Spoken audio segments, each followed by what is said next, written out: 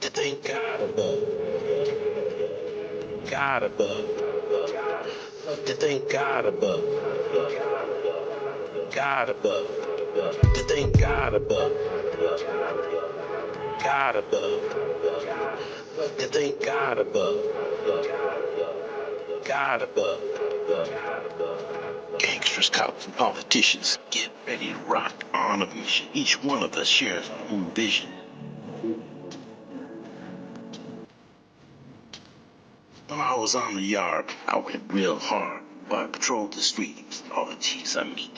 When I was on the yard, I went real hard. But I patrolled the streets, all the T's I meet. Well, got to stay woke. I like to thank God above.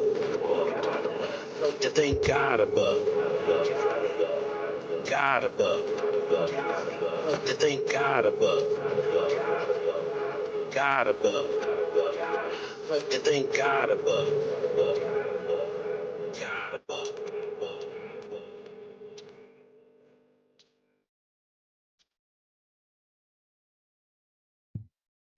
Greetings, it's your host, Gabe Morales. I recently did a quick overview and update on predominantly Black gangs in Seattle and King County, Washington on this channel. Today, I will give a quick overview of Black gangs in Tacoma and Pierce County, Washington, that lies just below Seattle. As I stated previously several times, drugs played a major role in the expansion of the Crips and Bloods in South Central Los Angeles during the 1970s, and this accelerated in the 1980s with the expansion of California gangs into the Pacific Northwest during the crack cocaine epidemic. The first documented homegrown Black gang in Washington state was the Hilltop Crips of Tacoma, as depicted on the cover of the gangster rap CD, Northwest Connection. As you can see then, and in more recent pictures, they often wear blue or black, and they may throw up an H for the Hilltop or flash their specific set. According to sources who worked the area in the early 1980s, a young gang leader on the Hilltop first started off recruiting as a 14th Street Little Lokes. This individual misspelled the word Lokes as Loakes, and they were first identified by juvenile workers at Raymond Hall near University Place in Tacoma. Multiple juvenile staff there have told me, while it is a nice building, Pierce County Juvenile has some leadership and recruiting problems, and I have to agree. It seems sometimes the gangs have better recruitment and leadership than we do. These early Hilltops were noted as being active around Ferry Park between Cushman and Sheridan on 14th Street. The 14th Street Lokes never became a sanction set, but Tommy Brock Sr. and his peers did take over Ferry Park, and Cushman Avenue block soon became a recognized Hilltop set. According to the same source, once they were better schooled by California Crips, they took on the name the Hilltop Crip Gang. Founding or very early Hilltop members were Dwayne Looney Hill, Jerry Yella Jackson, Anthony Tone Simmons, and Andre Big Stretch Bonds, Santoro Lazy Bonds, Kevin Gigi Bonds, Malone Big Time Boyd, and Diamond Cricket Boyd, who is currently housed at the Washington State Reformatory in Monroe, Washington. As the gang grew larger, they split into different subsets, such as 16th, 23rd, 25th, 26th, 28th, Trapdown Block, and so on and so forth. On September 23rd, 1989, Tacoma made national news headlines when a massive shootout erupted on South Ash Street in the Hilltop between people hanging out at a crack house and a group of residents that included U.S. Army Rangers. A dispute between the two groups occurred and hundreds of rounds were fired, but miraculously, no one was hit. Back then, even the cops called the area the Hood over police radios. While there was unwanted negative publicity to the city after the event, before it happened, residents stated there were over 100 cars a day passing through on any given day or night to buy drugs, and afterwards it was down to a trickle. Today, Ash Street is relatively quiet with urban renewal. Police finally responded to the violence, and the community started to organize against what many thought was just a passing fad. But the gangs never let up, and neither should we. Due to numerous arrests in these crackdowns, today the Hilltops are very strong in Washington, D.C., even though that agency has shifted the way they work with security threat groups more towards a reform and rehab model. The Hilltops also have some members in the Federal Bureau of Prisons. Now retired former Tacoma PD Detective John Ringer recalled the days he spent working patrol in the Hilltop. Very rare was the night that there weren't gunshots and drive-by shootings. You could come upon a group of 30 or 40 gang members conversing, smoking dope, and playing dice. But ironically, on the same day that the Tacoma Gang Task Force announced in local newspapers that it was disbanding in 1999, Tommy Brock Jr., the son of one of the co-founders, was killed. And it didn't take long for the gang to make a comeback. So the task force reformed in 2003. The Tommy Jr. case was finally solved in 2004. On December 1st, 2006, Lionel Mo Irving was sentenced to 17 years in prison for drug offenses. He was the last of 10 members of a gang dubbed the Seven Deuce Mob, which mostly operated from Midland to Parkland, east of Tacoma, and was made up mostly of Samoans and blacks. As part of the major case, Mo pled guilty to first-degree manslaughter in Pierce County Superior Court just a few days prior in connection with the death of 14-year-old Tommy Brock, who was standing on a corner in the Hilltop with other members of his gang on the evening of August 25th, 1999, when he was gunned down. The Hilltops in the east side of Tacoma have battled for years, ever since a small faction of the Hilltop Bloods were pushed out by the Crips, and many relocated to the east side. There are many blue rag Serenios on the east side, especially around the McKinley Park area, since the late 1980s. Sereno activity in Tacoma, like in King County, has fallen in the last couple of years as violent hotheads have been taken off the street. But my experience is they often will reappear as new ones are created, so we shall see. But I think we should be looking hard at risk youth now, not after they committed major crimes. Eastside Pyru's traditional rivals are the Sureños and Crips. Notice here that the S and the C are crossed out for Sureños and Crips. The Eastside Pyrus, like many other Pyru sets, have their roots in Compton, California. Some of these members in Compton moved to Tacoma, Washington in the mid-1980s, and they were close to the Hilltop Bloods. According to some sources, the Hilltop Bloods were schooled by Inglewood family bloods and bounty hunters. Since the Hilltop Crips pretty much ruled the entire Hilltop, many Bloods and Pyrus settled on the east side of I-5 in the Tacoma Dome.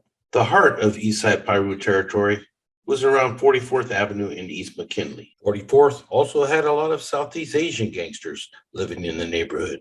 In particular, 4 original local boys who were Bloods that aligned with the Eastside Pyrus. The OLBs in Tacoma are not to be confused with the original local boys 14 gang based in Wapato, Washington, in the Yakima Valley of eastern Washington. Some of the Eastside Pyru OGs were Mike Peanut Jenkins, Kyle D.C. Snipes, Daryl Nick Hudson, Fred Zahn Fortune, Sean Watson, and David Sticks Johnson, who was killed by Cricket from the Hilltops in 1991. One of the Eastside Pyru OGs was Eddie Sticks Crumble, who is still influential in Washington, D.C., and is presently housed at Stafford Creek.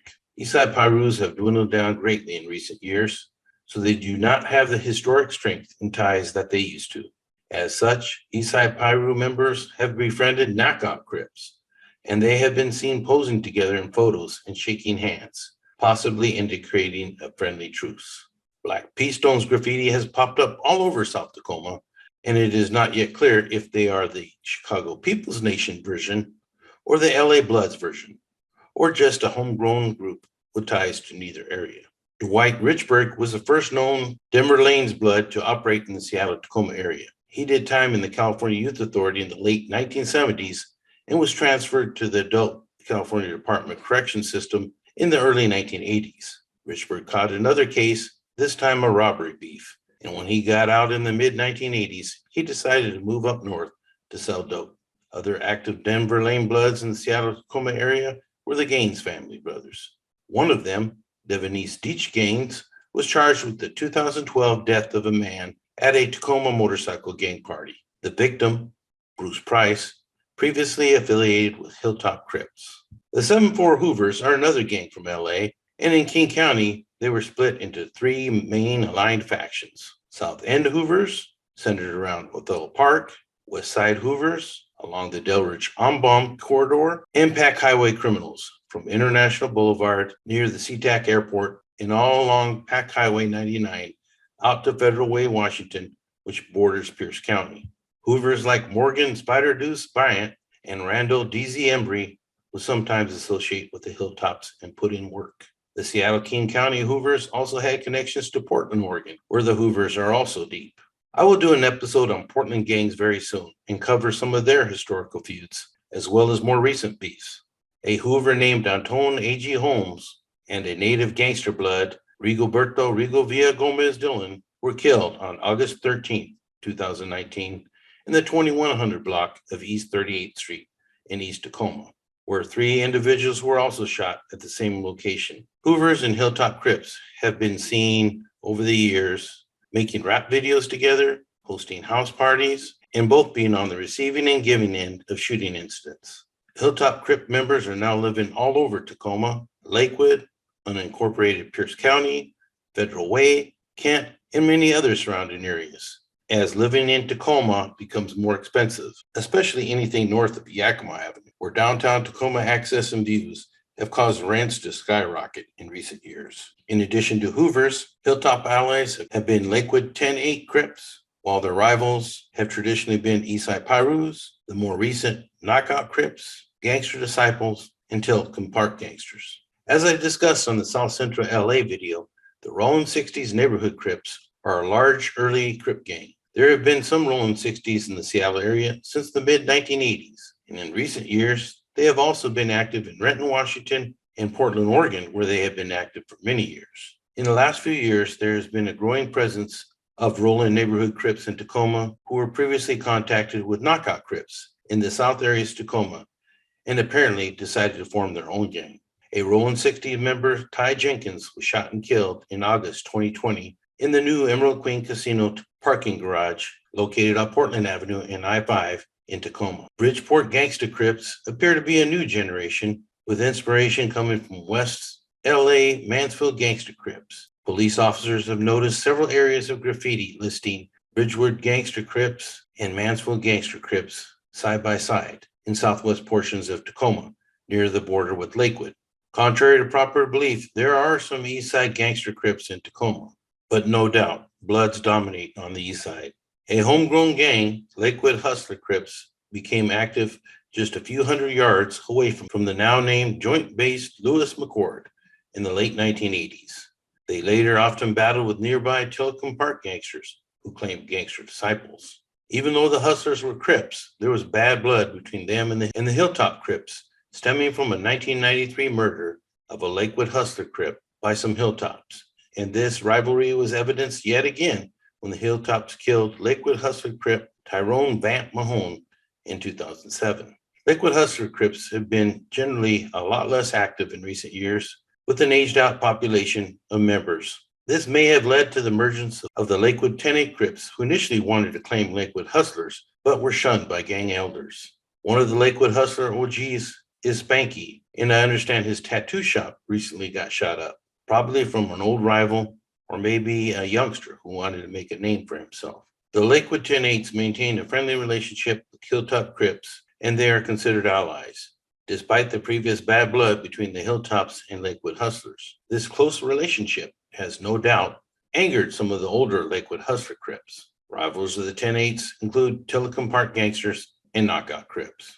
While Crips and Bloods were spreading in the greater Tacoma area in the 1980s and 90s, some individuals from Chicago dropped some knowledge on the city of Seattle and the greater Tacoma area, often via dependents of military families stationed on nearby Fort Lewis. Like the gangster disciples in Seattle, Tacoma GDs do not operate like they did in most other parts of the country. Tacoma-Park gangster disciples formed to protect themselves from Lakewood Hustler Crips, and the TPGs are still very active. Some of their members have become involved in promoting prostitution, in addition to narcotics and firearms crimes. They usually maintain an alliance with other area GDs and knockouts, and they have a staunch rivalry with Hilltop Crips. Tacoma-Park gangster Dylan Coolidge was killed near the 2300 block on M Street, located on the Hilltop, on September 21st, 2020. Tacoma Park gangsters will often wear red to honor their fallen homies, as well as black GD colors. 96 Murderville gangster disciples claim 96th Street from South Tacoma Way to South Yakima along the South Tacoma North Lakewood line. Currently, they're aligned with Tacoma Park gangsters and knockouts, and they rival Hilltop Crips. To illustrate this, a case involving 96 Murderville can be seen online, and I did some research. On November 16th, 2008, Philip Johnson was shot at a party at a Boys and Girls Club and died of his wounds later that night. Johnson was a close friend of Marcel Henderson. Upon learning that Johnson had been shot, Henderson and several other individuals, including Deormond McLaren, went to the Boys and Girls Club where Johnson had been shot, and then to the hospital where he had been taken.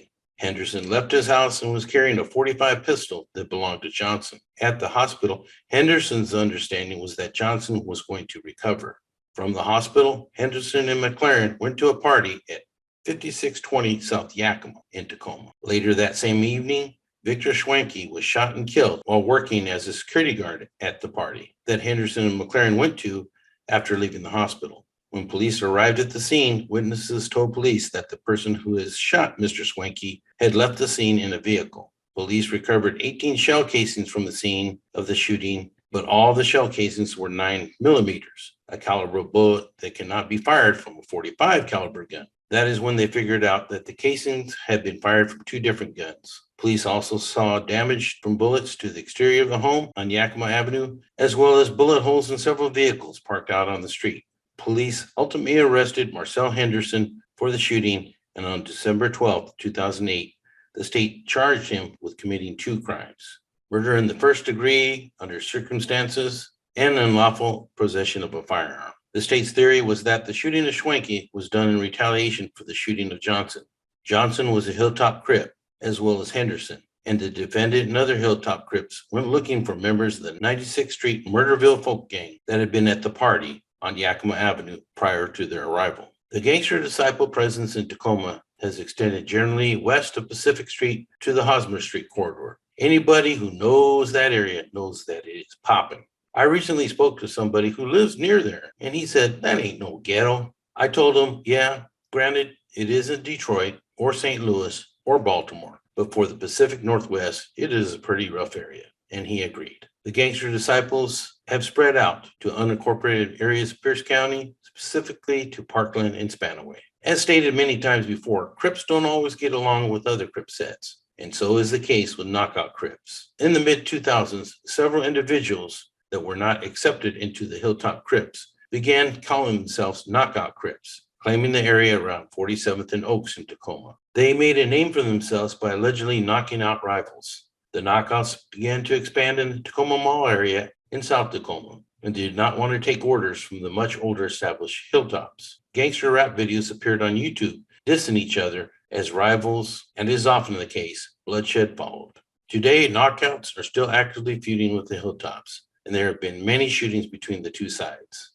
Due to this deadly beef, the knockouts have forged alliances with gangster disciple sets to include the 46th Street Murderville GDs and Lakewood Tacoma Park gangsters. This has led to the establishment in recent years of the South Sea Crip and GD Alliance, and knockouts have been seen wearing Kansas City Royals hats, with the KC standing for Knockout Crip, and on the back is often embroidered Southeast Crips. Knockout Crip Javon Tyree Diggs Gibson Faison was killed on South Yakima Avenue in South Tacoma on June 2nd, 2019. Fellow knockout Crip Jake Red was killed near J Street in South Tacoma on August 12th, 2020, by another knockout. Red had formed an alliance with Eastside Pyru in prison. Word on the street was the knockouts pointed guns at him afterwards and told him he was a traitor prior to his death. At a memorial set up for him that was attended by Eastside Pyru's Nutty Blocks, gangster disciples, and several knockouts.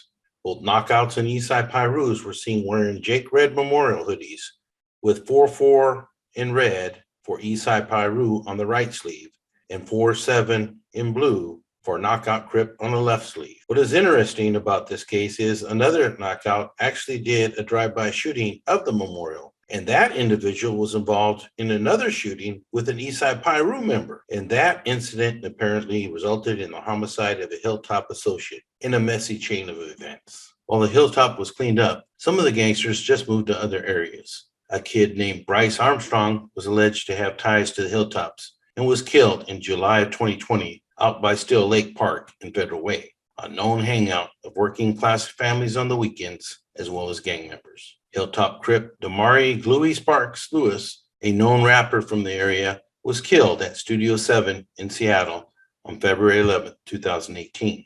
Hilltop Crip Robert Black Rob Doss was murdered on the Hilltop on July 18, 2018. So, as you could tell, there has been a lot of bloodshed among Black gangs. White supremacists are also active in Tacoma, as noted in the July 1993 bombing of the NAACP office in Tacoma, Washington. That individual was housed at the King County Jail, and I'll probably do an episode on white supremacists, skinheads in Tacoma in Washington State at a later date. In March 2020, Jeremiah Dayton, a third striker, career armed criminal, and high-risk caution to law enforcement, as well as devout white supremacist, was killed when gunfire erupted during a SWAT operation. The suspect was being sought on a warrant for second-degree assault when the South Sound Gang Task Force found him. But before they could take him down, he shot and killed Pierce County Deputy Dom Calada, who was an Army veteran and who had served in the National Guard for the past 7 years. Deputy Calada left behind a wife and young son.